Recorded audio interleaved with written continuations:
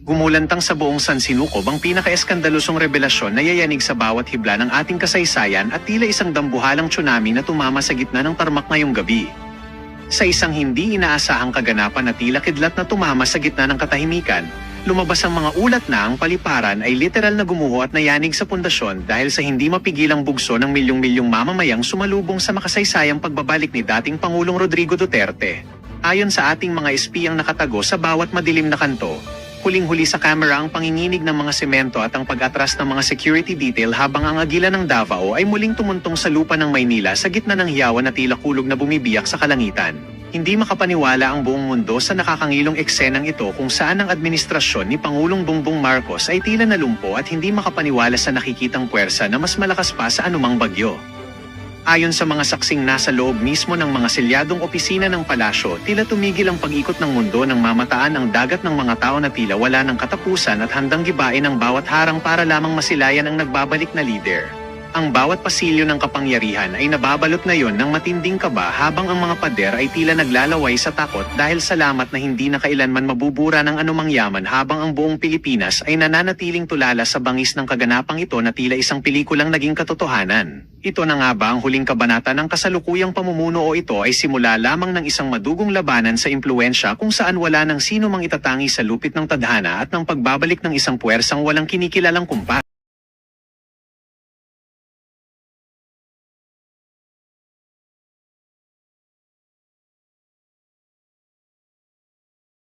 Okay, kaya natin. Nasa na uli yun? So, sinasabi dyan sa disclaimer, mga kababayan, na hindi nanunulisit, okay, ang pamilyang Duterte. Ang link sa website, Eloisa, nandyan na, sa kay Inday Sara, kay Pulong, nandyan sa kanila lahat, kay Baste at isinier ko sa Boljakan. Meaning, mga kababayan, ang pinapakita dito sa statement ng website na yan, ay wina-warningan yung mga scammers na gagamit ng pangalan yan through that website na ganito, ganyan. Diba? Ang ibig sabihin yan, gustong isigaw ng pamilyang Duterte na sila ay hindi nangingikil sa taong bayan. Dahil sobra na, talamak na nga ang paggamit sa kanila. This website, kung matalino kayo, pang matalino ang galawan, itigil nyo na yung papabudol nyo dito sa mga Team Alpot. Sabi ko nga, nanaginip ako. Panaginip lang naman. Ang sabi ni Inday Sara sa panaginip ko, ito ay, Maharlika, sampal ko sa mga Alpot. Diba? Nakita ko din sa Basti sa panaginip ko. Ano mga Alpot na to? Ayaw kasi tumigil eh. Pinagkikitaan, ilang milyon ang kinita nila. Balita ko, sabi ng ating Team Alindog, nakakalahating milyon o mahigit sila sa pangungulekta ng bulaklak gamit ang pangalan ni Perdi. Naalala ko na nasa Australia ako, no? Kasama ko yung friend ko, shout out kay Remy. May dala siyang damit. Okay? Damit na dress. Nasuot ko na ba yun? Hindi ko pa nasusuot. Okay? Sabi ni Remy sa akin, shout out sa Remy branded shop. Kung gusto nyo bumili ng mga branded, pumunta kayo sa page niya. Anyway, sabi niya, ate, ibibigay ko to kay Inday Sara. Ganyan. Siyempre marami talagang gusto nagpapaabot ng regalo. Sabi ko, ano ka ba? Sabi ko na gano'n. Sabi ko gano'n sa kanya, hindi nagtatanggap yun. Tsaka nahiya naman ako magregalo doon. Tsaka bawal yun. Kasi nung birthday niya, nung nasayga ko, hindi rin ako nagregalo sa kanya. Although mumurahin lang naman yung regalo ko. Sana na, ang tawag daw, yung sunscreen na binili ko sale, nakakaya din naman magregalo. Pero, pinili kong wag magregalo kasi yun yung instruction at ayoko naman magpasikat, nagregalo, chuchuchuso, kasi hindi naman ganyan ang personality ng palangga ninyo. So, Eloisa, Palanggingging, and Duchess, okay? Andiyan na si Duchess. Ang sinasabi dito ng pamilya Duterte na no representatives, partners, group, or volunteers. Ibig sabihin, mga kababayan, walang sino man sa atin. Supporters, grupo, chuchu-chuchu, kahit gaano kakatagal, mga kababayan na supporter, hindi ka ino-authorize na mangikil gamit ang pangalan nila. Yan ang pinakaso lang, kayo naman ay pera nyo naman yan. Kung gusto nyo talaga magpabudol sa mga alpot, anong magagawa natin? Gusto nyo magpabudol sa kabila ng statement ng, eto may inilabas na statement, ang pamilyang Duterte. Ang sabi dito, misrepresentation may result in legal action. Pag may gagamit, through that, kung ano man gagamitin nila na ako, part ako ng website na ito, chuchu, ako ay ni PRRD, So maliwanag na to, mga kababayan, ito ay mensahe sa mamamayang Pilipino na sumusuporta sa pamilyang Duterte para kayo ay hindi ma-scam. Diba? Yung mga pasabay, padala nila sa mga bulak-bulak. Bakit ang pera napunta sa Pilipinas kung sa Europa magbibigay ng bulaklak? Sumagot nga kayong mga alpot. Diba? Ginagamit talaga nilang pangkabuhayan showcase si PRRD at ang pangalang Duterte. Right? Edelbose, Jade Visual Studio. Naku, ano ba yung studio mo dyan talaga sa Qatar? Kumusta ka dyan? So, ang nakakaloka kasi, mga kababayan, okay? Sabi ko nga, eto na ang sasampal sa mga alpot. Masyado kasing gullible ang mga Filipino. Alam ko, mahal ninyo si PRRD. Mahal natin si PRRD. Balikan ko lang yung kwento dun sa Australia na putol, no? So sabi ni Raymi, magdadado, blue pa yun eh. Susuot ko nga minsan yan. Pag pumayat-payat ako ng konti. Okay? Mga palangga, ang sabi ni Raymi sa akin, sige ate, sa'yo na lang. Okay? Pero actually, maganda naman yung damit. Actually, maganda yung damit, bonggang-bongga. Pinakita ko yun sa vlog ko eh. Kasi ayoko nang magre-regalo kami, kasi dalawa kami noon nasa Australia, para magsip-sip ako kay Inday. Na, Day, may regalo ako. Kasi, I don't think Sarah will, na mamahalin ka ni Sarah kasi niregaluhan mo siya ng damit or whatever. Diba? Kasi knowing Sarah, hindi naman siya ganyan katulad ng mga bangag o katulad ng mga alpotera. Na mukhang pera. Alpotera, mukhang pera, bumabika ka, mga kipailera.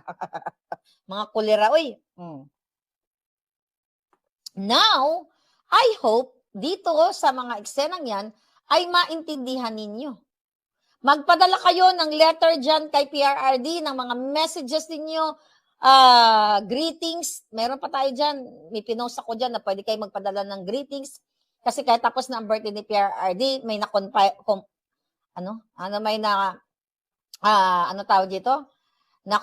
na si Nelson ng Channel 167 para i-share natin sa, pwede dyan, i-share natin, share natin kay Kitty or what, makikita, mababasa, mapapanood ni PRRD, hopefully, pero sa dami-dami, I hope mapanood niya yung mga mensahe ng taong bayan na nagpapadala sa kanya.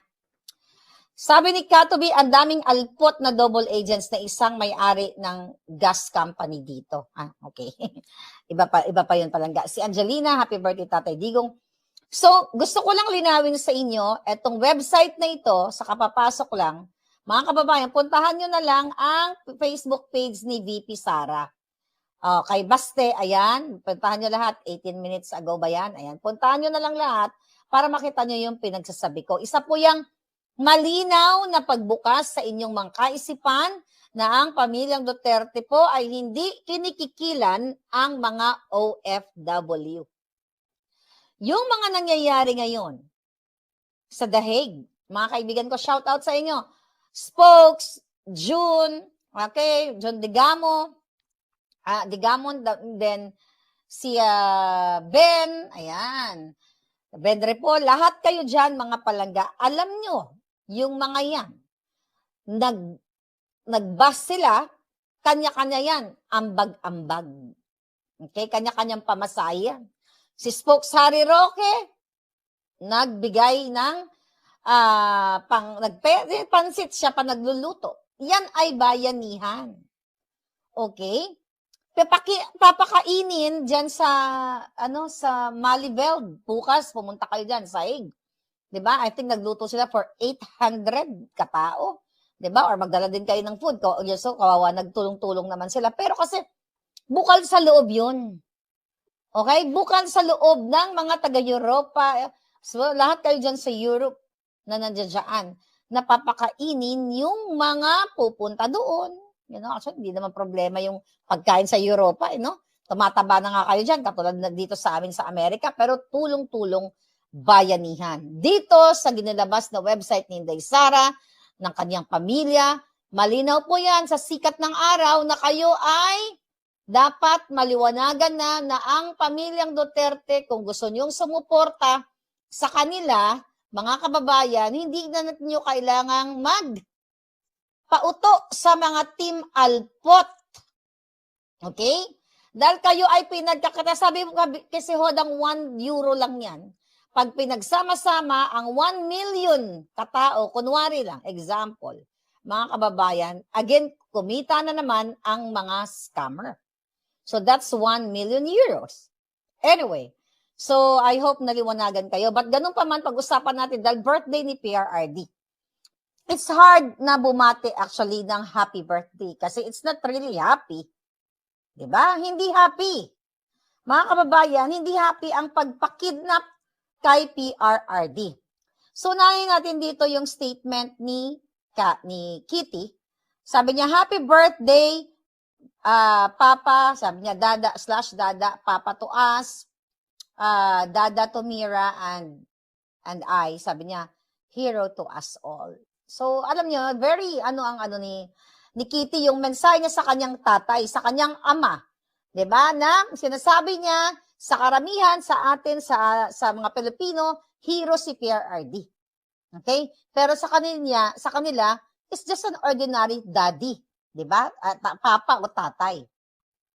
Sabi ni Kitty, I have encapsulated this moment in my mind. You forever strong, me forever 12. Just like what you say. Ngayon, mga palangga, anong ibig sabihin nito? So, bilang isang anak, okay, pinapakita niya talaga sa taong bayan na ang kanyang, dada, okay, ay isang, Isang, tawag dito? Na, ang sinasabi niya na forever daw siya na magiging strong. Okay? Forever siya magiging strong. At forever siyang 12, I think 12 years old, no? Inisasabi niya. Na mananatili siyang parang 12 years old sa paningin ni PRRD. Parang ganon, di ba, yung ibig niyang sabihin. So ngayon, very emotional for sure yung kanyang message. Dahil sinasabi niya, up to this day, I am right in front of you like a mirror. Okay? Then, sabi niya, resembling in your character.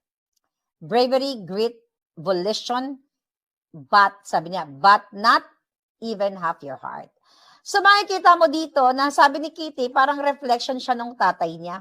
Okay? Tapang, determination, tibay ng loob, di ba? Sabi nga niya, hindi niya kayang pantayan. At least man lang kalahati ng tagipusoon ni PRRD.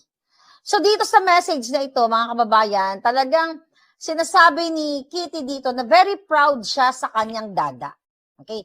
Ipinagmamalaki niya as a regular tatay si PRRD, pero nga hero sa pananaw ng ating mga kababayan at sa inyo. Alright? So, sinasabi ni Kitty dito na, sabi niya, okay? Ano ba yung message niya? Saan na yan? Okay. Sabi niya dito, with love, I used to think outside the box, proclaiming all the gray areas and dismissing its reduction to black and white. But now I understand. Okay? Naintindihan niya, medyo complicated daw. Sabi niya, complicated sa kanya. Pero habang siya ay lumalaki at nagkakaisip, naintindihan niya kung ano yung laban ng tatay niya, ano yung perspective ng tatay niya, kung bakit ganito. Siguro nakita ni Kitty, hindi siguro nakikita niya sa kabila ng hirap na nadanasan ngayon ng father niya dahil kapalit sa pagiging presidente at ginawa niya yung sa tingin niya ay tama para lutasin sana ang mga problema patalating na sa singhot sa ating bayan, sa kabila ng yan, hindi niya naintindihan, no, bata pa siya, naintindihan niya na, di ba, kung ano yung perspective ng kanyang tatay, kung bakit niya ginagawa. Again, kung naalala ninyo nung bago pa lang si PRRD, binanggit niya, di ba, inuutusan niya na kailangan ma-solve ang problema natin sa pulburon, then, di ba, nagkaroon ng rehab para sa mga pulboronic, like 3 million for me. Sabi niya, I think 3 million addictus na meron tayo. Ang sabi ni PRD doon, maghahanap tayo ng pera para sa kanilang rehabilitation. Diba? So, ito yung kapalit.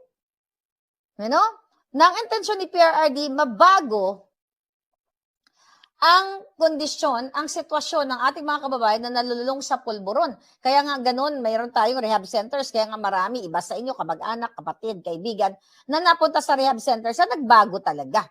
So I think ito yung sinasabi ni Kitty na noong una hindi niya maintindihan, pero now nauunawaan niya na habang siya ay lumalaki. Okay? Sabi pa niya, loving you to the point of truly knowing you. Okay? Reveals that you are a difficult person. But it's either I love you or I don't. So real talk talaga ito si Kitty, di ba? Nakikita niya, difficult talaga yung personality ni PRRD kasi the way na magsalita siya, the way talaga, di ba? Alam naman, sinabi ni PRRD nung siya ay bago tumakbo noong 2016. Ito yung personality ko, nagbumura ako, palamura ako. Kung ano siya, kaya natin siya minahal. So I think yan yung sinasabi ni Kitty na difficult person yung papa niya. But again, yung unconditional love, di ba? Na binibigay niya sa kanyang ama, sa kabila ng mga kontrobersya, okay, ay patuloy. Of course, tatay niya yun. Kasi pinapakita ni Kitty doon, sa kanyang letter, mga kababayan, kasi ayun, yung episode natin dahil birthday ni PRRD, no? Na pinapakita niya na si PRRD as a regular na tatay, na ama. Di ba? Eto siya, pinakita pa nga niya yung nag-post pa siya ng pictures. Ayun, ito yung pictures kanina nung bata siya. Yan yung sulat, ayan yung picture siya, di ba? Nung bata siya. Tapos yung picture niya na kasama niya yung si Mira tsaka si mama niya. Anyway, 'di ba, magkasama sila sa kama, 'di ba? Pinapakita ni Kitty na ito yung father ko, ito si PRRD, is just a regular father pag kami nasa loob ng bahay namin. So, inaalala niya yung mga panahon na si Pangulong Duterte ay kasama nila sa bahay. Alright?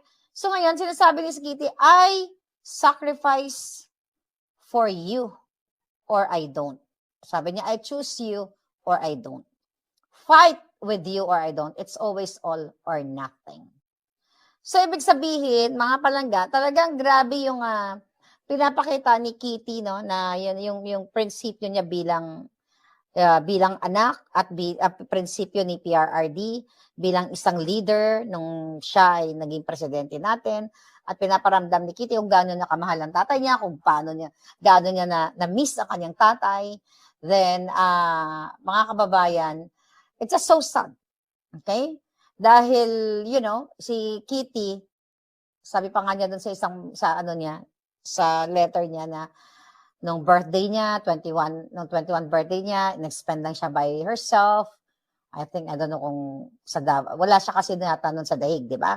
Birthday, Christmas, di ba? Hindi siya nakapunta doon Christmas. So, mahirap. Mahirap sa isang bata. Si Inday, of course, si Inday, hindi na siya bata. Si Kitty kasi young, di ba? So, medyo emotional pa yan. Si Inday, very strong na yan. Although, kahit nasabi mong may edad na, mas matanda si Inday, alam mo naman tayo, kahit na may edad na tayo, nandoon pa rin yung pagiging bata natin sa heart natin. Young at heart, ika nga. Si Inday nga lang, pinapakita niya lang yung kanyang pagiging matapang or matibay. So si Kitty kasi, very emotional yan bata yan na mimiss yung tatay niya.